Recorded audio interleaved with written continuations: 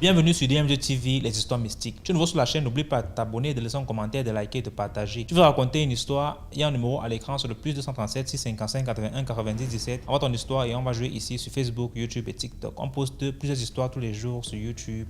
La chaîne c'est DMG TV à partir de 12h00. Tous les jours, il y a 6 histoires diffusées sur YouTube, DMG TV à 12h00. Ce qu'on fait, c'est pour sensibiliser. Donc, s'il vous plaît, laissez toujours un like, laissez des commentaires. Tous ceux qui envoient les histoires ici viennent forcément lire les commentaires. Si vous avez une question à poser, un conseil à donner à chaque intervenant, faites-le en commentaire. Merci. Donc, on va écouter la première histoire. Bonsoir, grand. J'espère que tu vas bien. Bon, c'est la première fois que je fais un audio chez toi. Bon, je voulais te raconter une histoire qui m'est arrivée en fait. Bon, j'ai aménagé dans un quartier de Yaoundé il y a 1 an. Et puis bon, j'avais aménagé, c'était un appartement de chambre. J'avais ma chambre et puis les enfants avaient leur chambre. Bon, quand je dormais, parfois quand je dormais dans la chambre des enfants, j'avais souvent des attaques, genre, par exemple, des gens viennent m'étrangler, je bagarre avec les gens. Je bagarre avec les gens, mais bref, je sortais toujours vainqueur, mais c'était des gens que je ne connaissais pas. À chaque fois que je dormais dans la chambre des enfants, là. Bon, j'en ai parlé à certaines sœurs. Elles m'ont dit que, oh, il y a un des enfants là qui est sûrement possédé par un esprit et qu'il faudrait que je prie, que j'essaie de délivrer l'enfant là. Donc, elles m'ont conseillé de prier dans la chambre des enfants quand les enfants là sont là. Et s'il y a un des enfants qui est possédé, l'esprit là va se manifester d'après ce qu'elle m'a dit.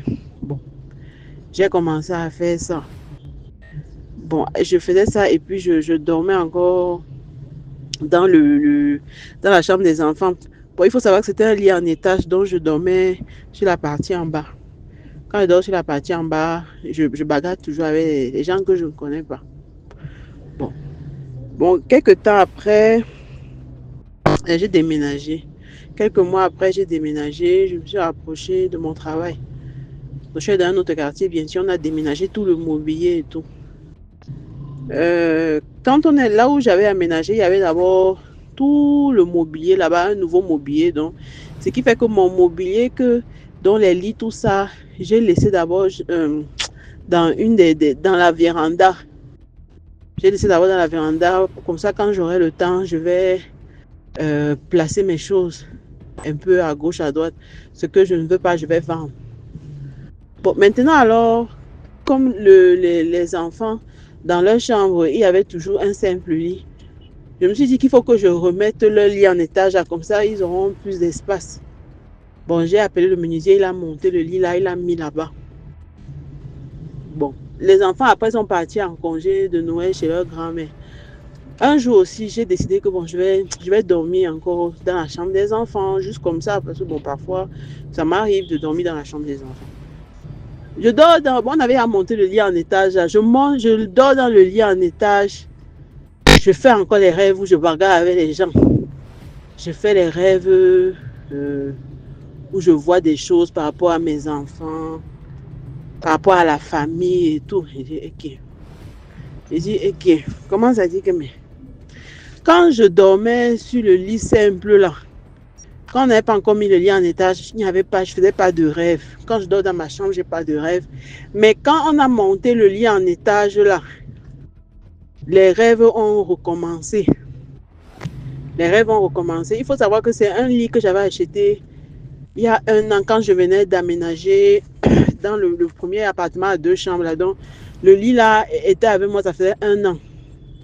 J'ai dit, mais ça, c'est même comment avec le lit. Je crois que le lit, ce n'est pas simple. Bon, j'ai dit ça à une soeur là. Que le lit parce que c'est elle qui m'avait aidé à acheter le lit là. J'ai dit que le lit que tu as acheté dernièrement là, tu as acheté ça chez qui?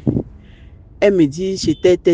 Je lui dis que le lit là n'est pas simple parce que quand je dors ailleurs, j'ai pas le problème. Mais quand je dors là-bas, je fais les mauvais rêves, je bagarre toujours avec les gens que je ne connais pas.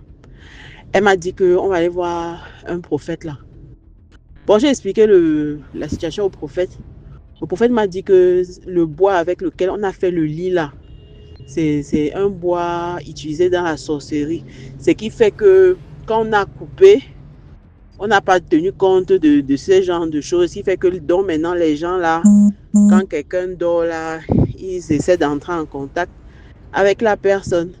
Et donc ce qu'il faut faire, c'est qu'il faut mettre le sel béni sur les 4 pieds du lit. Bon, c'est ce que j'ai fait.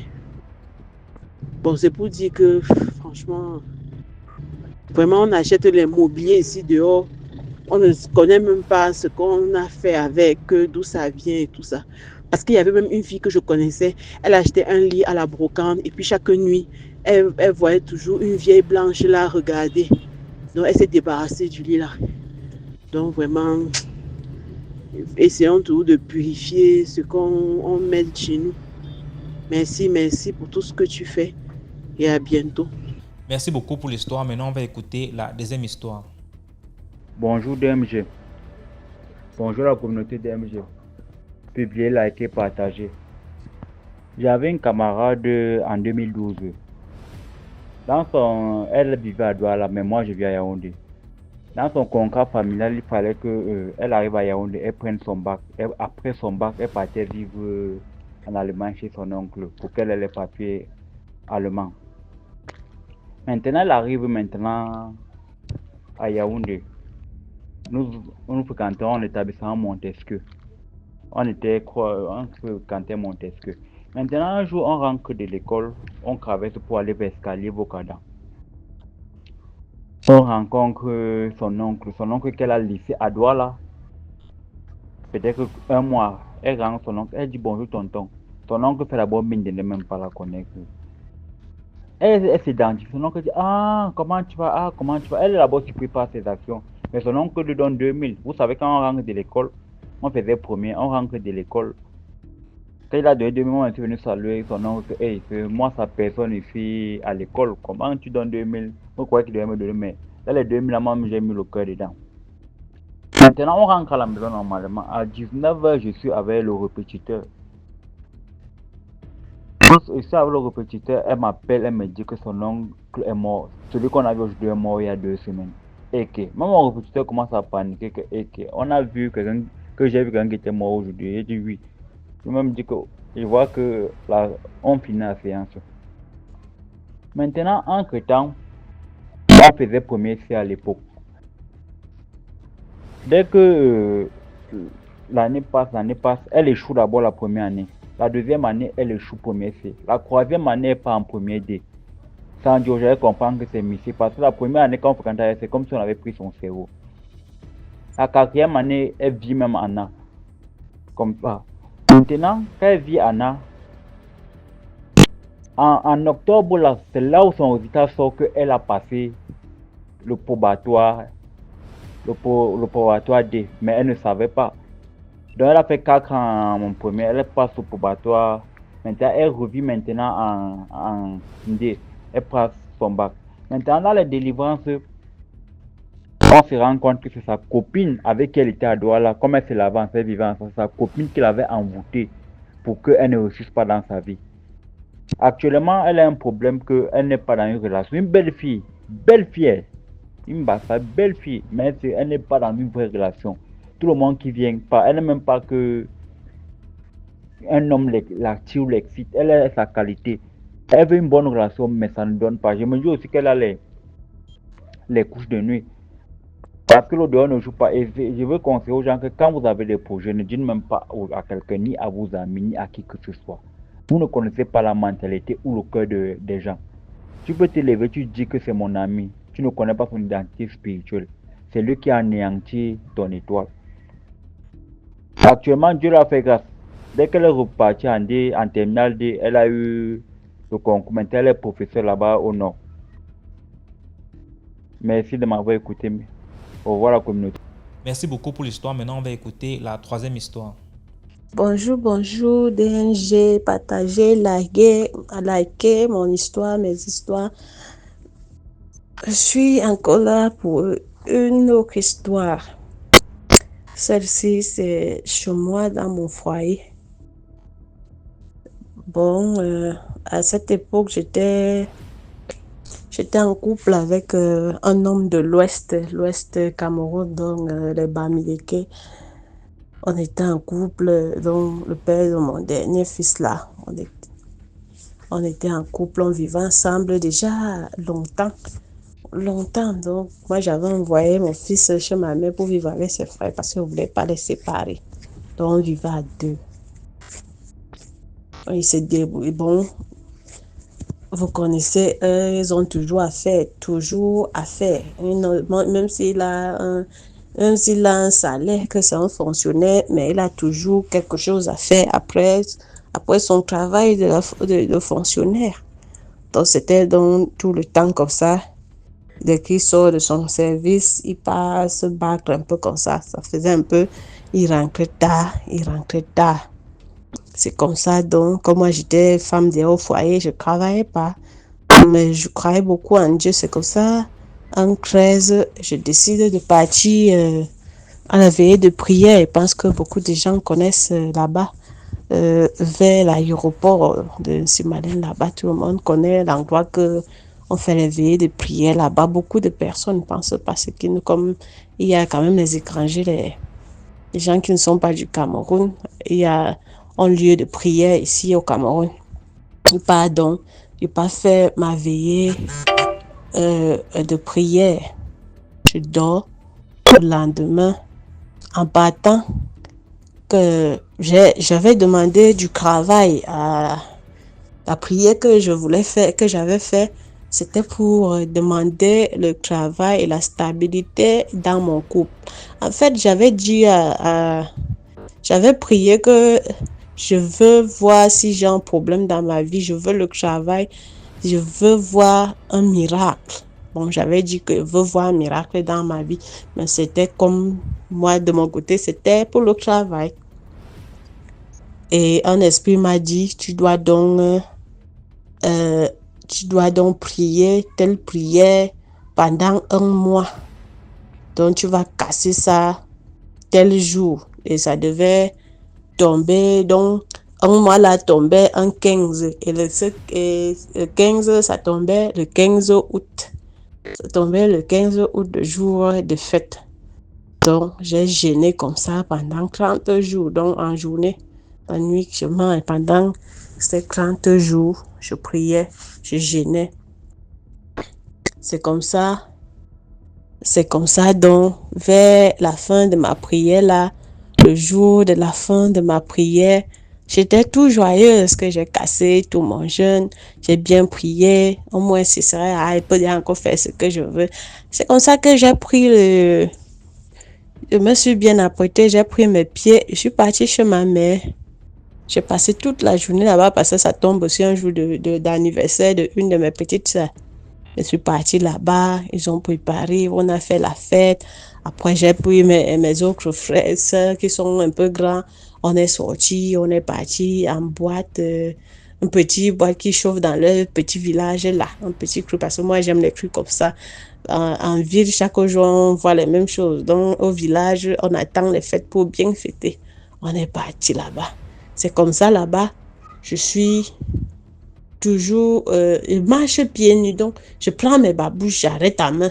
Je marche comme j'avais une grosse longue robe qui traînait le sol parce que j'aimais la robe là. Ça balayait le sol. Je suis là, pieds nus, pieds nus. Avant, j'ai un peu sauté avant de revenir vers la fête. Donc, dans mon jeûne, dans mes prières là, un soir, je dormais, j'ai rêvé que mon homme a fait l'accident. Et il a fait l'accident au quartier, là où il gare la voiture. La voiture a plongé vers les toits et ça s'est retrouvé en bas vers le sous-sol. Ça a pris feu, mais lui, il est sorti. Il est sorti indemne. On est venu m'appeler. Voilà ton mari qui a fait l'accident là-bas. J'ai couru. Je suis partie, j'ai trouvé, fait qu'il est sorti. La voiture a commencé à brûler. C'est comme ça que je me suis réveillée dans le rêve. Je me suis levée, j'ai prié, je l'ai dit, fais attention parce que j'ai mal rêvé, conduit doucement parce que lui conduit là comme s'il partait en guerre. J'ai seulement dit que pardon, quand tu gares, arrange-toi à bien garer. Tu sais que ce sont les gens de l'Ouest. Et il y a toujours quelque chose qui leur suit. Parce qu'il y avait aussi un de ses frères qui était mort comme ça. Un policier. Il est rentré de mission. Et tranquillement, de là où il était, il a trouvé sa petite femme abattant au quartier général, à l'école de police, au bureau. Il est parti là-bas. On dit qu'il est seulement tombé, il est mort. Chez eux est trop compliqué. Donc, quand son frère est mort comme ça, avec le rêve que j'ai eu, donc, mon cœur a commencé à battre et sa mère ne m'aimait pas. Bon, elle ne me voulait pas. Elle disait que je suis bêtise, les bêtises ne sont pas bien, elles ne sont pas économiques, elles sont seulement là en train de faire le nyanga, elle va manger tout l'argent de mon fils. Depuis là, elle n'a qu'un seul enfant, parce que elle ne m'aimait pas. Elle avait même déjà trouvé une autre femme à son fils. Son fils a dit que je ne veux pas. Lui-même m'avait dit ça quand on l'avait appelé au village. Il est parti arriver au village, on a dit que voilà ta femme. Il a dit qu'il ne veut pas. J'ai déjà ma femme. La mère lui est donc, sa mère lui est maudit. Que si tu épouses la femme là, je te maudis. Elle oublie que même si elle n'est pas sorcière, le fait qu'elle est fâchée, il y a le sorcier qui est là assis en train d'écouter parce que ce n'était pas elle. C'est le sorcier qui écoute et qui part faire. Donc moi, le rêve là, donc m'a dit beaucoup de choses. J'avais peur, je lui ai dit fais attention. Et j'ai commencé parfois à lui forcer de prier. Quand il est un peu d'humeur, on prie.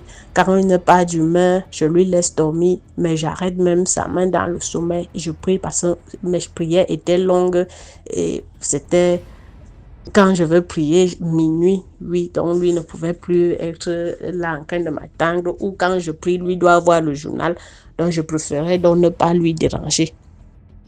C'est comme ça, donc, le rêve là, lui, il était passé longtemps. Moi, comme je vous ai dit, je suis donc à la fête en train de danser. Je suis là, pieds nus, parce que j'étais très provocatrice, très. Donc, ma robe peut être trop grosse comme une robe de mariée, mais très décolletée en haut.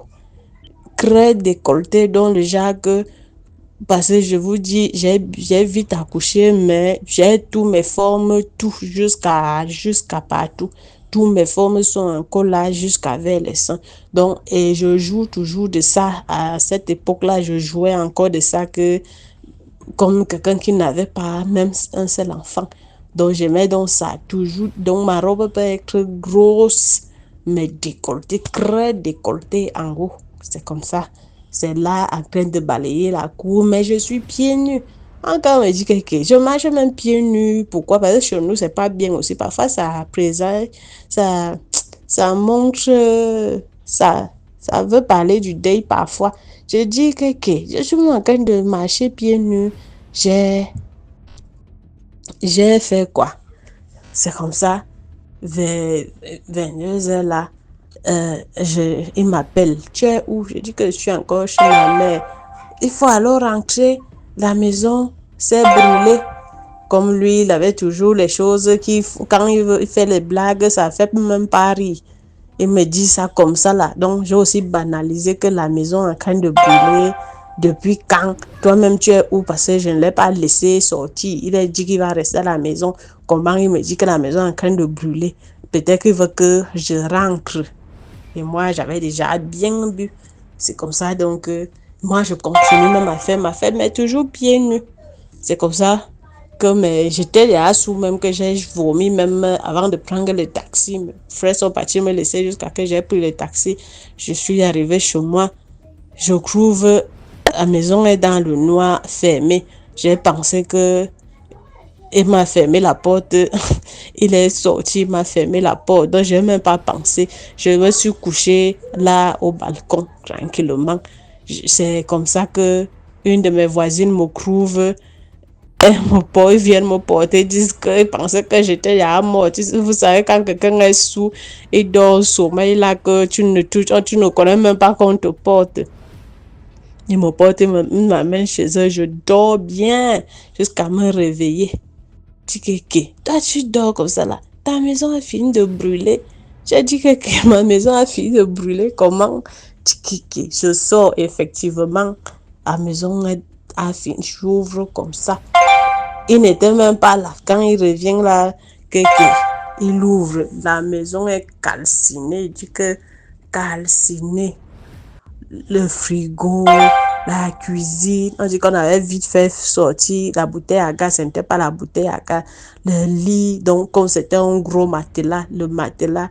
Donc c'est le chargeur qui s'explose. Le chargeur branché près du lit.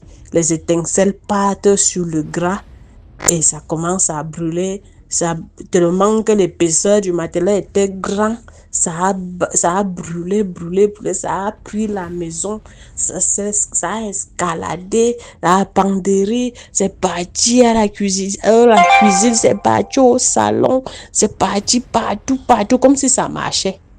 Je dis que comme si le feu là marchait, comme si c'est quelqu'un, donc comme si le feu était en train de marcher, en train de brûler ce que lui il veut. C'est comme ça donc que ça se brûle.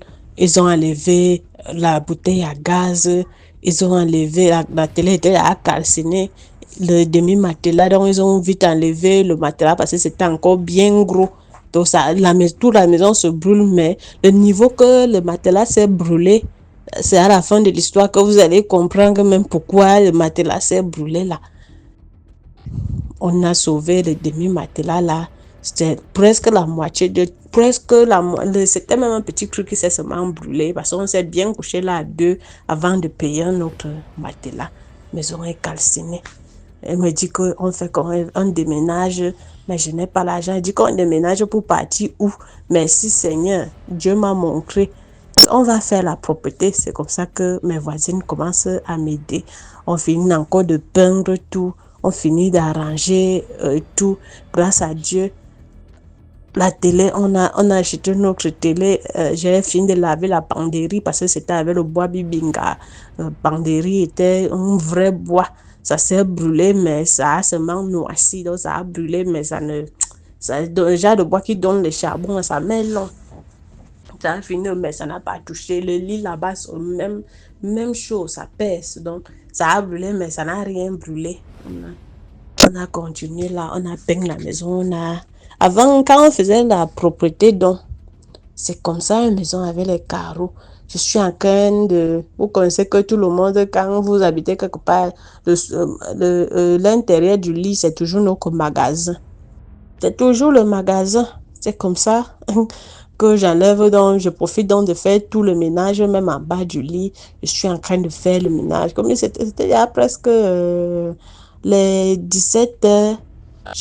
Quand je mets mes pieds, quand je finis d'enlever comme ça, je mets mes pieds vers là où le matelas s'est brûlé. Je sens une fraîcheur aux pieds. Je prends peur. Je sors vite. Comme s'il y avait danger. Je sors vite.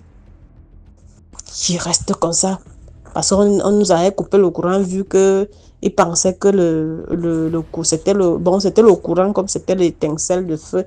Donc ça a brûlé les fils de courant, on ne pouvait plus avoir le courant. Je mets mes pieds en fraîcheur, m'atteint les pieds. C'est comme ça donc. Je sors vite. Je sors vite. Quand je me place à la porte, je pense. C'est comme ça donc que je sens donc froid aux pieds. Je sors vite, je me place. J'ai même commencé à avoir peur d'entrer là-bas jusqu'à que mon monsieur est rentré. On a dormi. Je voulais même pas être le côté là. Je lui ai laissé dormir le côté là.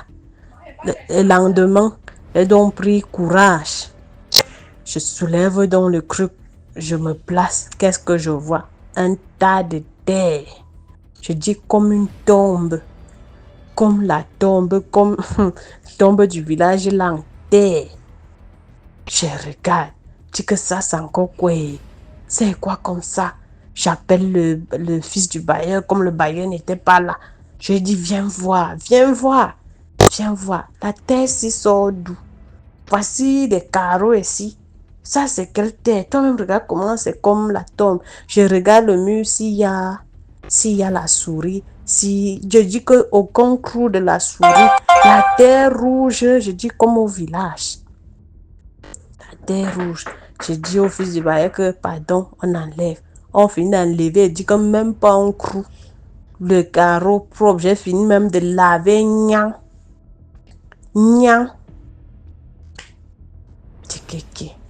Maman, quand les problèmes ont commencé ici chez nous, je lui ai dit que j'ai enlevé la terre. J'ai enlevé la terre comme la tombe. Ici, là, peut-être c'est ça que Dieu... J'avais demandé quelque chose à la Vierge Marie de me montrer, faire un miracle. C'est ça qu'il m'a montré. Pourquoi seulement l'incendie et que c'est ça que le lit se brûle à tel, le matelas se brûle. Comment un incendie qui brûle tout n'arrive pas à finir de brûler un matelas? Ça brûle légèrement le matelas. Hé hé. La sorcellerie de chevaux, c'est toi qui as fait qu'on brûle. Parce que c'était là que je suis une sorcière. Je te prie, les prières que je fais, c'est la sorcellerie. Ce que tu fais ici, tu penses que j'ai dit, c'était là, on prend ma Bible, on me met dehors. Sors. Ce que tu fais ici, là, toi, ça, tu vas voir. La sorcellerie que tu fais ici, là, on m'a dit. Donc, il est parti, ce machin, on a dit que c'est moi. C'est moi. C'est moi qui fais la sorcellerie, que c'est moi qui n'ai pas bien. J'ai dit que papa, pardon. Si tu veux plus, tu me dis, je pars. Non, ce que tu fais là, tu vas voir, sorcière, machin truc. J'ai dit que même quand j'ai la Bible, comme ça que je suis en train de prier, tu fais quoi là? Va prier loin, je ne veux pas te voir ici là, tu ne pries pas. C'était déjà que j'attends qu'il dorme pour que je prie, je vous jure. J'attendais déjà qu'il dorme. Ou quand il est encore dehors, je finis de prier. Donc, quand il finit de me laver là, je finis vite de prier parce que ma prière prenait même le temps. Et j'avais les prières exorcistes. Il y a les petits livres ici. On vend à 500. Ça, les prières exorcistes, je vous jure, avec la foi, ça te frappe au sol. Donc, j'attendais parfois quand il n'est pas là. J'exorcise même mon corps. Je commence la prière là, tranquillement. Je dis que je tombais syncope moi-même dans ma prière, seule chez moi, que je suis en train de faire la prière. Donc, parfois, la prière n'est pas seulement que quelqu'un peut te toucher. Prions chez nous. Avec la foi, vous allez voir. Je ne vous mens pas. C'est mon expérience quand on vous dit que chaque fois que je suis à côté de ma famille paternelle, les gens là sont contents. Moi, je n'ai rien. Pour eux, ils ne veulent pas l'argent, ils ne veulent pas connaître. Ils veulent seulement que je m'asseye là. Parfois même, dors. Ils veulent seulement que je m'assoie là. Rien que ça. Je dis quand je parle, je dis qu'ils écoutent souvent là comme si j'étais une grand-mère, une sage. Jusqu'à parfois, ils disent, c'est comment? Pourquoi vous me regardez comme ça là? C'est comment? Un peu ça. Les sorcières, machin truc. Oh, les problèmes chaque jour, jusqu'à un moment, tellement je voulais même plus les problèmes, j'ai arrêté de prier. J'ai dit que, j'ai arrêté de prier. Elle m'a dit que, dans le truc, dans mes prières qui n'est pas souvent, on m'a dit que tu as sauvé cet enfant, même s'il te fait, il t'insulte, il te fait tout là, il ne sait pas que tu lui es sauvé. Il devait mourir et ce que tu as enlevé là, c'était sa tombe. Qu'on ne sait pas comment ça a fait pour se retrouver là, mais c'était sa tombe. Il devait faire l'accident. Il devait faire donc l'accident et mourir comme son frère était mort sans avoir sans rien. On m'a expliqué ça comme ça. Je dis que quand il venait m'insulter encore à la maison, j'avais seulement les larmes pour couler. Je dis qu'il pleurait à chaque instant que si l'enfant, si mieux je te laissais. Donc quand la maison brûle, donc ça c'est mes prières. C'est mes prières. Donc comme j'avais demandé à Marie, à la Vierge Marie de me montrer un miracle. Je veux un miracle. Bon, je veux le travail, mais je veux un miracle. Que veut seulement ce qu'elle-même veut. C'est ce qu'elle m'a montré que. Et je rêvais parfois que je suis couchée avec le serpent. Je suis couchée, je rêve que le serpent est couché à côté de moi. Je ferme les yeux, je me réveille, je ferme encore les yeux. Je vois encore le même serpent en train de me regarder. Le même serpent est toujours couché là. Je me réveille, je dis que je fais même les tours, je visionne, mais dès qu'il va me coucher, même serpent, même couleur, même endroit. À les moments-là. C'est comme ça. Moi, à un moment, j'ai vraiment eu pitié de moi-même. J'ai dit, s'ils veulent lui tuer, qu'ils lui tuent. Je ne veux pas que ça monte sur ma conscience que je suis venue, on va dire que c'est moi qui lui ai tué parce qu'un jour, il peut venir là, il a mangé dehors, il tombe, il meurt. On va dire que je l'ai empoisonné ici, là. Je ne veux pas. J'ai pris mes clics et mes claques. On s'est séparés. Donc, on est là, on est séparés. Ah, c'est un peu ça, mon histoire. Donc, ce que moi, pour mon histoire d'aujourd'hui, ce que je veux vous dire, la prière, se sauver n'est pas seulement partir à gauche, partir à droite. Parfois, il faut connaître prière. Les petits livres qu'on nous vend partout là. Prenez juste vous-même, vous bénissez. Prononcez juste les bons mots, les bonnes phrases. Vos choses seront bénies. Parfois, on n'a pas besoin de ça ou de ci pour être délivré. Si j'étais pécheresse avec tout ce qui m'est arrivé dans la vie, ces petits livres m'ont sauvé. Même la Bible, même quand la maison s'est brûlée là, je ne vais pas vous mentir, aucun des choses de mes prières ne s'est brûlé. Rien. Aucun des choses de mes prières ne s'est brûlé. C'était intact. Ça avait juste l'eau que les gens éteignaient le feu. Les gens éteignaient le feu, mais ça n'avait rien. Pour le moment, je l'ai laissé à ma connaissance. Il est toujours célibataire sans un autre enfant. Comme je vous dis là, moi je vis bien encore en couple avec un très bon travail, un très bon mari, avec tous mes enfants à la maison. Il a pris soin, il a reconnu, grâce à Dieu. Donc, merci DMG. Merci beaucoup pour l'histoire. Maintenant, on va écouter la 4e histoire. Bonjour DMG, je viens te raconter une histoire extraordinaire, une expérience que j'ai vécue dans les années, en fait exactement en 1991 à Douala au Cameroun. Je commence l'histoire pour planter le décor, pour effectivement éclairer les personnes qui vont suivre cette histoire en leur disant que j'avais mon meilleur ami. Moi, j'ai toujours eu des amis très intimes, pas beaucoup, mais à chaque fois, j'ai un ami avec qui je m'entends, je fais tout, il devient vraiment pour moi comme un frère. Donc, j'arrive en 6e en 1984 et donc dans un collège à l'internat.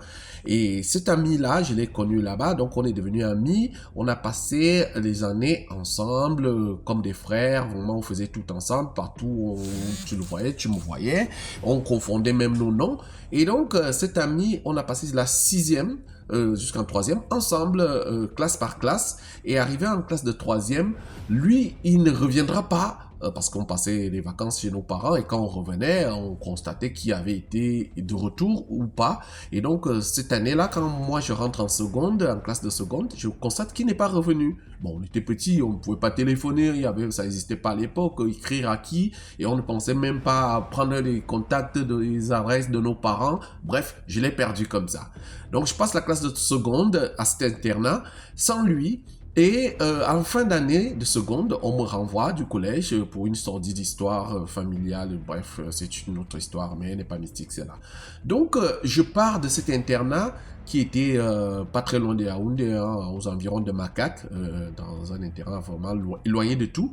Je pars de là, en fin d'année, on me renvoie, et ma grande sœur qui était ma tutrice à l'époque me fait inscrire dans un autre internat au séminaire adventiste de Nanga-Eboko. Donc, pas très loin de Yaoundé, mais toujours sur la voie de chemin de fer. Donc, j'arrive au séminaire adventiste de Nanga-Eboko en 1990. Et là, on est en 1990, l'année où les Lions indomptables du Cameroun ont fait mal. Voilà, je m'en souviens encore. Et donc, je passe l'année et je reçois un courrier de mon père qui était resté au village et qui me dit, voilà, j'ai une de tes cousines ici qui demande tes coordonnées. Est-ce que je peux lui donner? Je dis, mais bien sûr, tu peux lui donner mes coordonnées. Il lui donne. Et quelques semaines après, je reçois un courrier. Ah ben, qui m'a écrit? C'est cet ami-là. On va l'appeler Paul Claudel. Bon, c'était son vrai prénom, hein, mais ça ne change rien puisqu'il est décédé depuis plus de 30 ans aujourd'hui. Donc, Paul Claudel m'écrit. Il était content de m'avoir retrouvé, et donc on échange pendant toute l'année. Finalement, on convient de se retrouver en fin d'année scolaire à Yaoundé, puisque je devais partir de Nanga-Eboko pour Douala, mais en passant par Yaoundé. Et donc, comme on échange de train, je pouvais m'arrêter aisément, tranquillement, au cours d'une demi-journée à Yaoundé. Donc, l'année scolaire arrive à son terme et j'arrive à Yaoundé, finalement, où il m'avait indiqué la maison de sa famille ou de ses cousines, je ne sais plus qui, au quartier Manguier. Donc, moi, je me rends à cet endroit et quand je demande s'il est là, lui, il est arrivé lui aussi, parce que lui, il était scolarisé à San Milma, là où mes cousines étaient là-bas, avait vu mon père. Et donc, ses sœurs ou ses cousines, ou je ne sais pas qui c'était, ces femmes, elles me regardent bizarrement. Moi, je suis quelqu'un qui se démonte pas rapidement. Hein. Moi, j'insiste toujours. On ne me la fait pas. Je leur dis non, mais attendez. Je vous pose la question, mais c'est mon ami. Je leur dis dans quel contexte on s'est connus et comment on s'est écrit pour convenir de ce rendez-vous. Je leur dis qu'à quel point on est vraiment liés et tout. Et c'est là qu'elle se démonte. Voilà, elle se décide à me dire ah, finalement, il est malade. Ah ben, comment ça, il est malade? Ah oui, il est malade, on m'indique donc à l'hôpital central le numéro de la chambre. Je reprends le taxi, je vais à l'hôpital central. J'arrive à l'hôpital central et finalement, donc je trouve la chambre et sa mère qui était là pour l'assister. Donc je vois sur le lit, mais je ne le reconnaissais pas. Ça faisait déjà effectivement 2 ans qu'on ne s'était pas vu, mais il était amaigri, très malade. Et sa mère me dit, il est dans le coma depuis 2 jours, il ne parle pas, il ne réagit pas. Comme je l'ai dit tout à l'heure, moi je me démonte pas facilement, j'ai beaucoup de foi, moi je suis quelqu'un qui croit sans voir, j'attends pas de... Voilà, et j'ai beaucoup de foi, je pense que je peux soulever des montagnes. Donc je m'assois, j'ai toujours été comme ça d'ailleurs. Je m'assois au pied de son lit, je lui prends la main, je lui parle, je lui dis c'est moi, After... Bah, enfin, j'ai dit mon prénom, mais c'est pas grave. Donc, c'est une histoire vraie. Hein. Donc, je lui dis, c'est moi, ton frère, voilà, je suis là, je lui parle, je le touche. Et finalement, il se réveille. Alors, il s'écrit, il me regarde d'abord sans me connaître. Je lui dis, c'est moi, voilà, c'est moi, Zambo. Bon, bref, j'ai reconnu son nom à lui aussi, mais c'est pas grave, il est mort depuis plus de 30 ans. Paul Claudel Zambo, donc c'est moi, voilà, je suis là, c'est ton frère.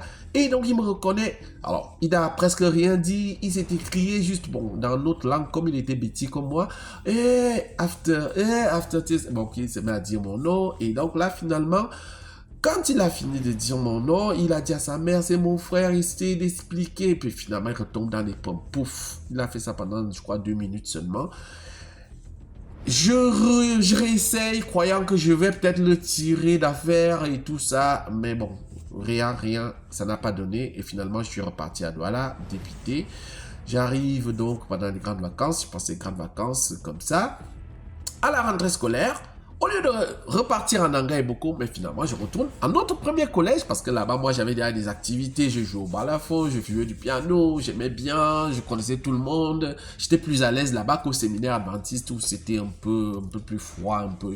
Je n'avais pas retrouvé mes marques et j'avais raté en plus le probatoire. Donc, je retourne en première à Libamba où j'avais été fait de la 6e en seconde. Et quand j'arrive à la rentrée, les gars Betty, parce que je suis Betty donc du sud aussi, et qui étaient, voilà, on se connaissait tous là, on venait du même aire géographique, et donc finalement, qui étaient là, qui me disent, ah finalement, est-ce que tu avais appris que Paul Claudel était décédé?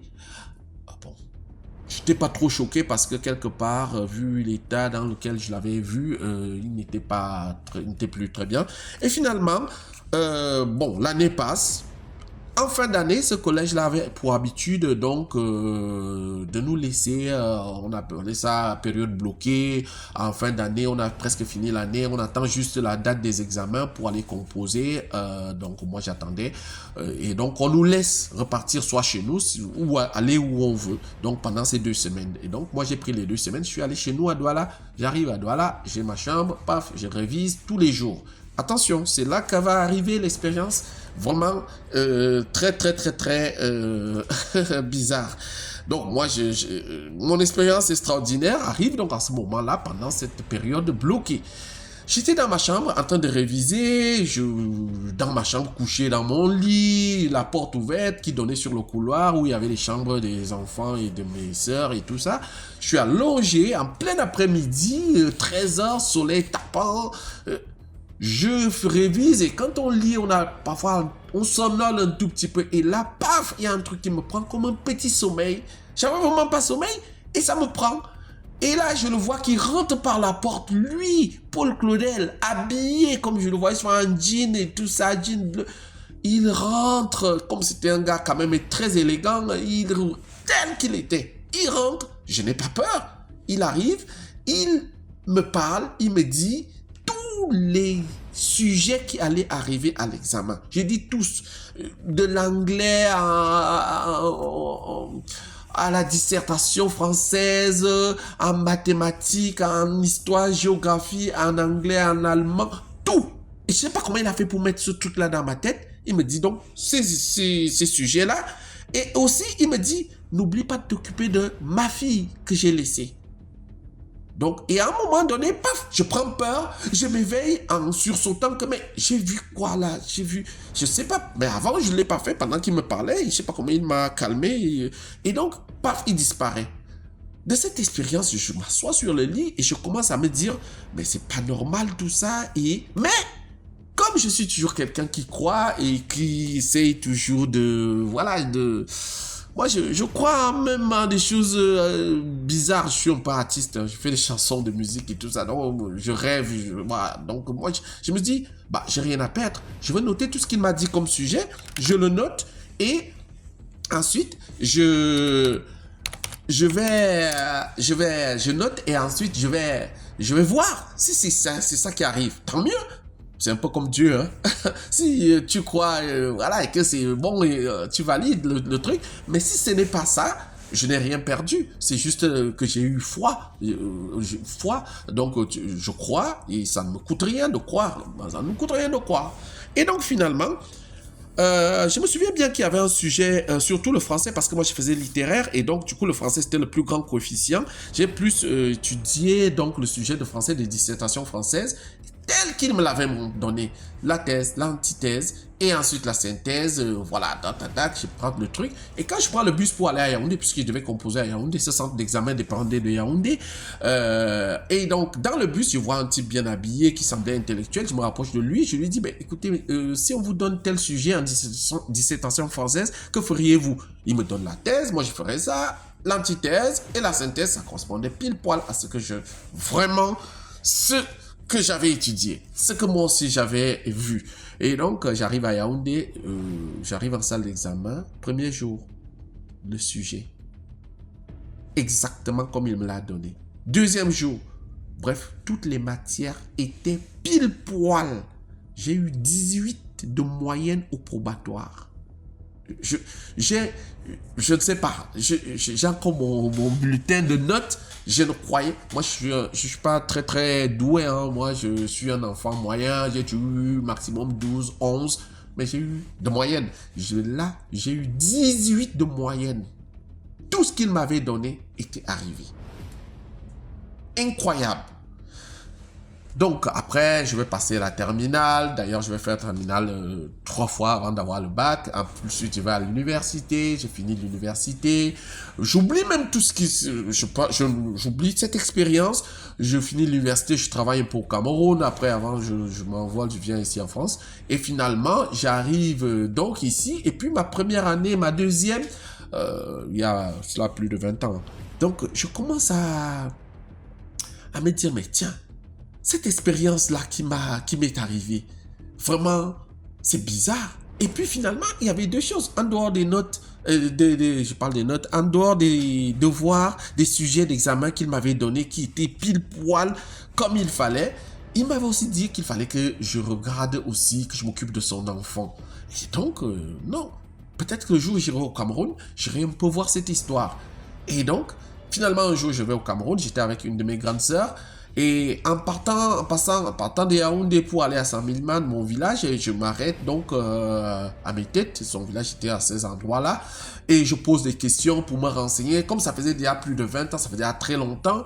Bon, son père, heureusement, avait été un commandant de gendarmerie. Donc, on connaissait bien les noms comme ça, même après 10 ans, 20 ans, 30 ans, même 50 ans, on s'en souvient. Hein. Les Medjoumazan, les noms comme ça, tout ça. Les gens se souviennent des personnes qui ont vécu, qui étaient vraiment des grandes personnes dans le village. Et donc, on m'indique la maison familiale. Je vais à cet endroit-là. Et je trouve une femme qui me dit être la femme d'un de ses frères que moi je n'avais pas connu, ou d'un cousin, et que son père aussi était mort, presque tout le monde était mort, et elle va me montrer sa tombe, je me recueille, bon, la tombe n'existait même presque plus, hein, finalement. Je me recueille à cet endroit-là, et ensuite je pose la question à cette dame, mais finalement, il paraît que il n'avait pas laissé un enfant, ou quelque... oui, mais il a laissé une fille. J'ai dit, mais elle est où? Il me dit, oui, il avait eu une fille, un enfant avec une fille du village voisin. Et m'indique la maison de cette fille et il me dit, allez demander là-bas.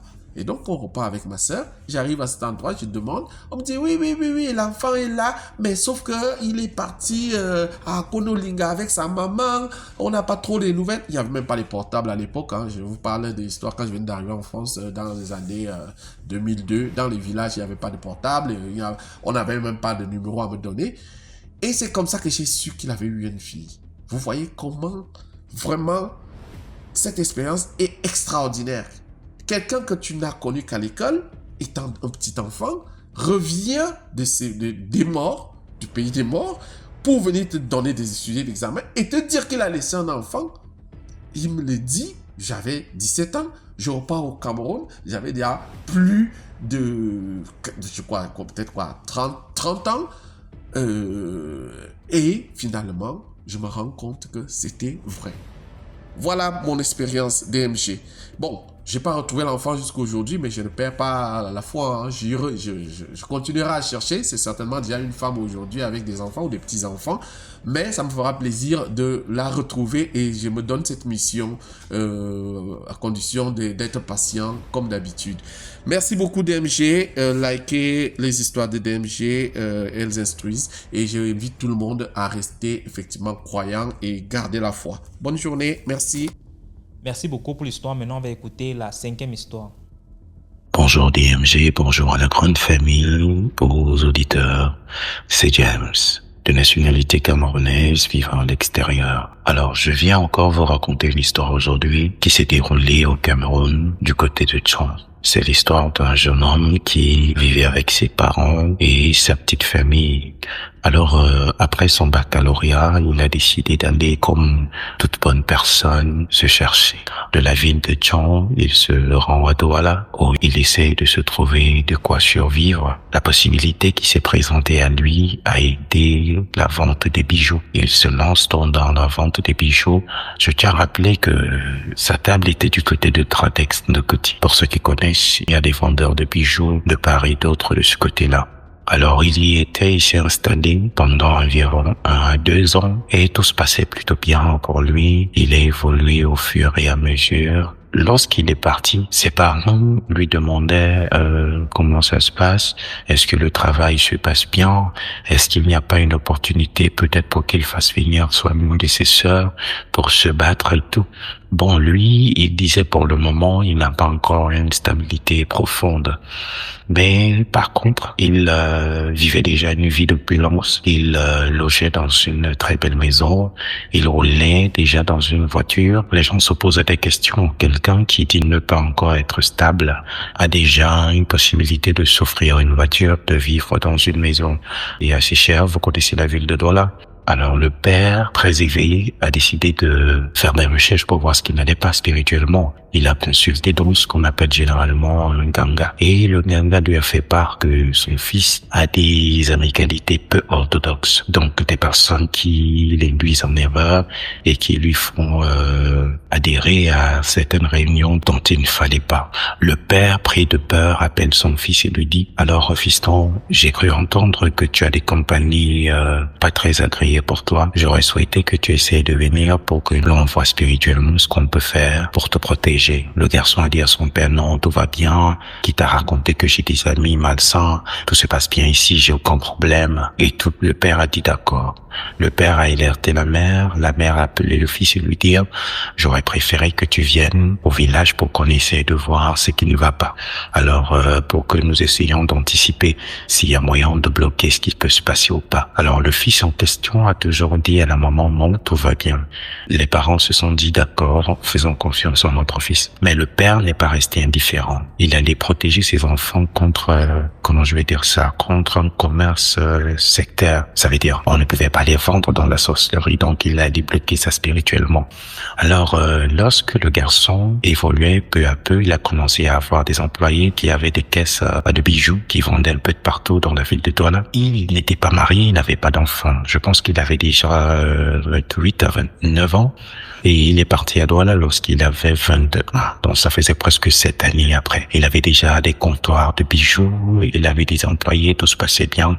Mais sa propre famille n'était vraiment pas dans une aisance du côté du Tchon. Mais personne ne se plaignait parce que ses sœurs se battaient, certaines sont en mariage, les petits frères continuaient d'aller à l'école. Lui, il envoyait le tout petit peu qu'il pouvait envoyer à sa mère. Mais bon, personne ne se plaignait parce que c'est des familles qui ont toujours été modestes et personne ne regardait avec des longs yeux. Alors, le père ayant bloqué la sorcellerie sur ses enfants, le frère en question, là où il allait dans sa secte, on lui a demandé un membre de la famille. Ce qui s'était passé, c'est que lorsqu'il donne ses frères et sœurs, on refuse. Alors, l'option qu'il a eue, c'était de piquer le père. Pourquoi? Parce qu'on s'est rendu compte que le père a bloqué les enfants, mais il ne s'est pas bloqué lui. Mais fort heureusement, le père était un papa assez futé. Alors, lorsque la demande du sacrifice avait déjà été trop en attente, ils ont commencé à lui mettre la pression du côté de sa sorcellerie. Alors, on a essayé spirituellement de prendre le père, rien, ça ratait. On essayait de prendre des frères et sœurs, rien ne marchait. Et on lui a donné une condition. Il doit se rendre au village et à minuit, il doit se placer hors de la porte de son père, ça veut dire hors de la maison, et crier le nom de son père. Lorsque son père allait répondre, il devait mourir directement. Et par contre, on lui a dit, s'il appelle et que le père ne répond pas, lui, il mourra. Alors, il a profité d'une occasion où il y a eu deuil dans son quartier, tout se passait bien. À minuit, il revient au niveau de la maison familiale, il appelle le nom de son père. Papa tel, papa tel, papa tel. Le père a entendu, mais il n'a pas répondu et il savait que c'était la voix de son fils parce qu'il avait déjà été avisé que son fils n'est pas bon du tout. Alors, le papa s'était juste levé, il a écouté mais il n'a rien dit. Peut-être 30 minutes après, on entend le fils crier dehors. Le père sort et le fils était tombé et est retrouvé mort. Alors, il a alerté les voisins et il a fait le témoignage en disant « Je le savais et je lui avais demandé, il a nié. Je savais qu'il avait quelque chose de pas normal en lui et je m'attendais à ce que toute chose puisse arriver à tout moment. Alors, une façon de dire à mes frères, s'il vous plaît, n'ayons pas les longs yeux. S'il vous plaît, aujourd'hui par exemple, nous vivons une vie modeste, mais nous avons eu la possibilité d'avoir une vie grandiose. On a eu des propositions qui pouvaient nous donner de l'argent. On a eu des personnes qui nous ont promis des réunions où tu me bouffes, on va t'aider à lancer un business et tout. Mais nous avons refusé. Moi, personnellement, j'ai refusé. Alors, cessons d'avoir les longs yeux parce que nous allons vivre l'opulence pendant peu de temps et nous allons partir. Par contre, vive de façon modeste et avec ce que Dieu t'a donné, tu as la forte chance de vivre pendant longtemps. Il meurt sensiblement à 30 ans, sans enfant, mais avec beaucoup d'argent. À quoi a servi tout ça? Même cet argent, je ne sais pas si sa famille en bénéficiera. Dans tous les cas, c'est pour vous dire que si vous sortez de chez vous pour aller vous débrouiller, sachez que la mauvaise compagnie peut vous amener à vous laisser berner et à perdre votre vie. Évitez des réunions où on dira, viens, on va t'aider à réussir. Sachez que quelqu'un ne peut pas voir là où il y a la manne d'or et il vient te prendre et t'y amène. Non, c'est pas vrai. Si quelqu'un voit là où il pleut de l'or, il gardera cet endroit secret pour lui, pour se faire plaisir à lui et non aller chercher tout le monde pour amener se prendre de l'or. Non, ça se passe pas comme ça. Faites très attention aux amis qui vous diront non, on a une réunion ici à gauche, on a une réunion à droite. Venez, on va y aller, on va t'aider à lancer ton business. Moi, je vous dis, jusqu'au jour d'aujourd'hui, je ne fais aucune réunion. Je vous demande pas de ne pas faire des réunions. Mais personnellement, j'ai pris cette décision, pas parce que les histoires, mais je ne me suis jamais donné à une réunion. J'ai vécu une vie très modeste au Cameroun. Je me suis battu et aujourd'hui, j'essaye de m'en sortir. Alors, je préfère que vous passiez une vie modeste, vous grandissiez progressivement, que de passer du coq à l'âne. À l'immédiat, vous êtes riche et vous perdez votre vie. Alors, merci, c'était la petite histoire. On se reprend à la prochaine. Merci beaucoup pour l'histoire. Maintenant, on va écouter la 6e histoire. Bonsoir DMG. Je vais vous partager une histoire de ma famille.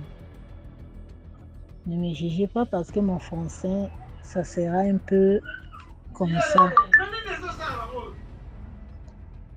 Je vous explique. C'est une affaire mystique. Mon père était au village. Je vous raconte l'histoire là depuis le Congo. Mon père était au village. Il vivait avec ses parents. Un jour, son oncle a pris, il l'a emmené à Ouisso. Il lui a donné le travail. Donc, le travail, c'était du Gros Congo. Il vivait avec ma mère. Un jour, mon père a fait, on était au nombre de 8, 7 filles et un garçon. L'oncle de mon papa a commencé à déclarer qu'il faut que mon papa lui donne une part de son salaire. Mon papa a refusé. Mon papa a dit que la personne qui souffrait, c'est moi. Je ne peux jamais te donner parce que j'ai une famille. Maintenant, à travers là,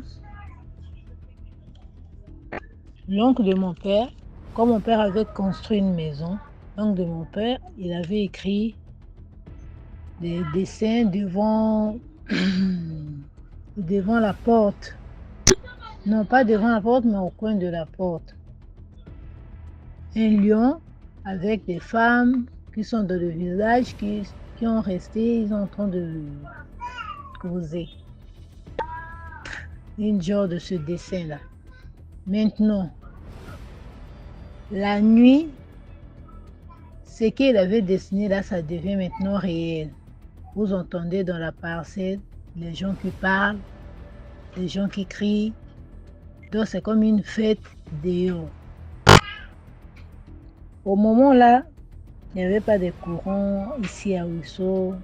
C'était seulement les lampes de fiole. La nuit, quand vous dormez comme ça, vous voyez seulement la lampe marche, mais tu ne vois pas la personne qui a tenu la lampe. Tu vas au fond du couloir, ça arrive au fond du couloir. Ou bien les souliers qui marchent, vous ne voyez pas la personne qui a apporté le soulier. Le soulier qui part jusqu'au fond et revenir. Donc si la nuit a commencé seulement à tomber comme ça, tout le monde dans la maison, ils ont maintenant peur. Vu ces moments-là, je n'ai pas jugé les gens qui prient aux catholiques, mais vraiment excusé. Vu au moment-là, mon père priait seulement aux catholiques. Il partait chez les abbés venaient faire les prières dans la maison, mais ça ne marchait pas. Si la nuit tombe seulement comme ça, un jour, mes deux grandes sœurs dormaient dans la chambre. Ils ont vu la personne là, il a fait rentrer la tête dans le moustiquaire, il a mis ses genoux à terre, avec ses mains à terre, il a fait rentrer seulement la tête dans le moustiquaire, il commence à ouvrir les yeux. Ils sont en train de bouger comme ça, mes grandes sœurs ont crié, ils ont sauté sur les lits. Quand ils sont partis dans la chambre de parents, papa est venu avec une fer, il a dormi seulement dans la chambre de mes grandes sœurs là. Oh, si tu es là, montre-toi, tout. Il n'a pas vu la personne. La nuit tombe encore. Si on appelait ça une graine, si la graine là tombe seulement sur les tôles, bah, ça roule jusqu'à ça va caler. Quand la boule là cale seulement comme ça, c'est maintenant les pas. Sur les tôles. Les pas là courent sur les tôles. Là, vous tous, vous êtes déjà réveillés. Ça court. Ou bien ça descend. Ça vient aux fenêtres. Ça commence à toquer. Là, mon papa dit, je n'ai pas mangé ton argent. Si tu veux me voir, passe le matin. Ça regardait même pas les esprits là. Ça toque. ça fait seulement comme ça. Donc, on souffre. Si c'est seulement la nuit comme ça, c'est grave. Si notre père touche seulement le salaire, si ça vient seulement la fin du mois, quand il part seulement toucher le salaire, là c'est ma mère, ma grande soeur et moi malades, le même maladie d'estomac. Il faut que l'argent que papa a tenu dans ses mains, ça puisse tout finir pour qu'on puisse trouver la guérison. Sinon pas, rien. Quand vous restez comme ça, c'était seulement grave. Grave. DMG, je te dis, c'était grave. Tout le monde avait peur dans la maison. Jusqu'à le jour où notre grande soeur, ce qui était en deuxième position, elle est tombée gravement malade. Jusqu'à ce qu'elle meure. Notre papa, quand il priait à la catholique, il appelait le l'abbé. Le l'abbé est venu, oh monsieur, vraiment excusez, ta fille, elle est déjà morte, on ne peut rien faire. Il a fait les dernières prières là, fin. Quand il a fait ça, il est parti. Notre tante maternelle était dans la douche, il s'est lavé. Dieu l'a parlé. Dieu l'a dit, la fille là, elle n'est pas encore morte. Partez, prends la fille là, pars avec elle dans ton église là où toi tu pries. Notre tante maternelle est venue, elle a dit à papa, oh ta fille là dort, elle n'est pas morte. Mon père a dit, laisse-moi débrouiller, ma fille est déjà morte. Notre tante maternelle, elle a soulevé seulement notre grande soeur. Elle est partie avec elle à l'église. Papa aussi a suivi. Quand ils sont partis là-bas à l'église, ils ont prié jusqu'à ce que notre grande soeur là, elle a retrouvé la vie. Elle a dit, il commence à souffrir.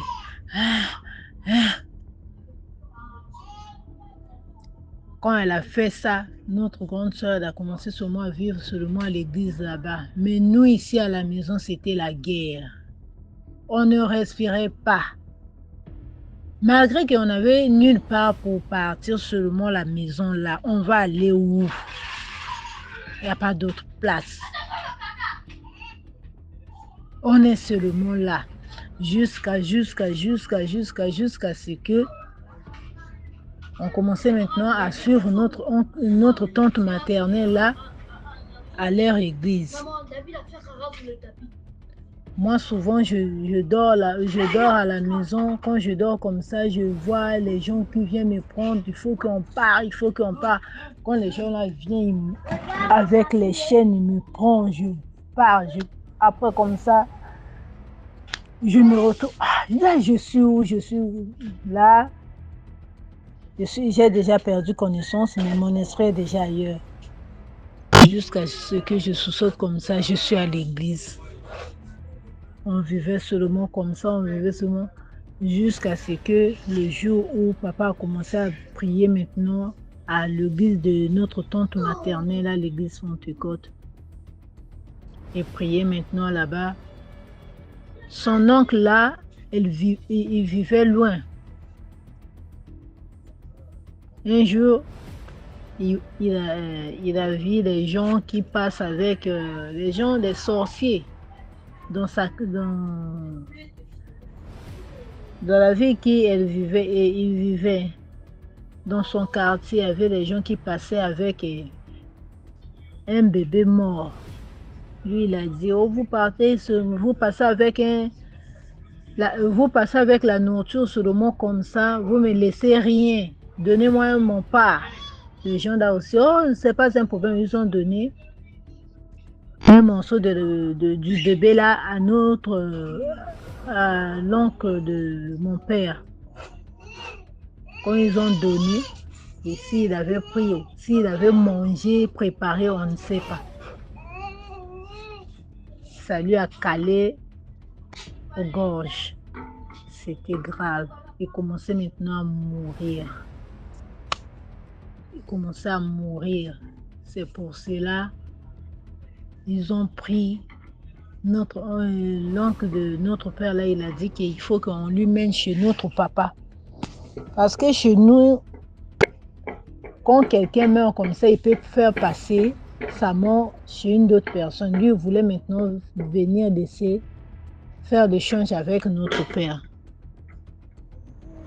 Ils ont pris le taxi avec sa fille. Oh, ils venaient, ils sont devenus seulement non loin de chez nous. Il est mort. DMG, quand il est mort, ils ont emmené le corps à la maison. Et c'était encore pire.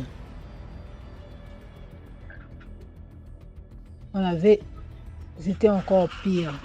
Mon histoire est trop longue.